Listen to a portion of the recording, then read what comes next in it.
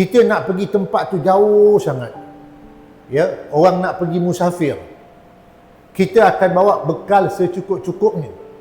Ya, orang yang nak belayar, nak mendaki gunung, nak pergi bermusafir, perjalanan jauh, pergi laut kan. Di lautan yang penuh dengan gelombang, orang buat cukup persiapan-persiapan. Bekal yang cukup. Sebab perjalanan tu perjalanan yang sangat jauh, yang sukar. Tapi insya-Allah balik-balik. Kita akan balik-balik. Tapi kita nak pergi satu tempat ni, tempat tu ialah kita akan pergi, pasti pergi.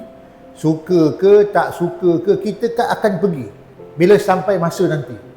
Cuma tempat yang kita nak pergi ni ialah memang perjalanan tu sangat panjang dan kita tak akan kembali lagi. Kita tak akan balik-balik. Kita akan pergi kesorangan. Itu pasal bila orang meninggal dunia, yang hantar ramai. Hari kita mati, anak-anak hantar, adik-beradik hantar, menantu, besan, saudara mara, sepupu-sepupu, kawan-kawan, jiran, orang kampung, kawan pejabat. Kalau yang ada sikit jawatan yang hantar tu rela, polis.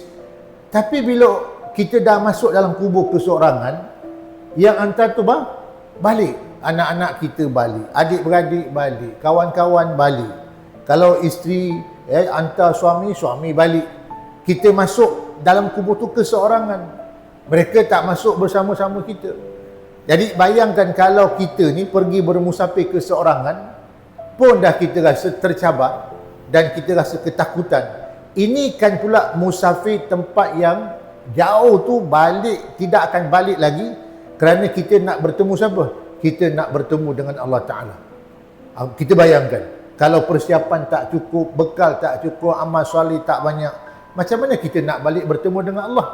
Itu yang Nabi kata, orang yang suka bertemu dengan Allah, Allah juga suka bertemu dengannya. Kalau dia seorang yang saleh. Tapi kalau dia seorang yang kafir, dia tak suka nak balik bertemu kepada Allah. Ya, dan Allah juga tak suka bertemu kepadanya. Orang yang tak beriman, orang yang tak ada amal yang saleh, tak ada amal ibadat, itu yang tak berani nak mati. Ya, tapi kita semua akan mati. Semua mati. Ya, orang yang takut mati pun mati. Orang yang tak suka mati pun mati. Orang yang tak bersiap sedia pun mati. Semua akan mati. Cuma kita tak tahu bila tarikhnya. Bila tempoh tarikh itu akan tamat. Dia punya kontrak akan tamat. Umur kita kontrak akan tamat, kita tak tahu. Kalau kita tahu senang. Tapi kita tak diberitahu bila tarikhnya. Kita tahu tarikh lahir, tapi kita tak tahu tarikh kematian kita.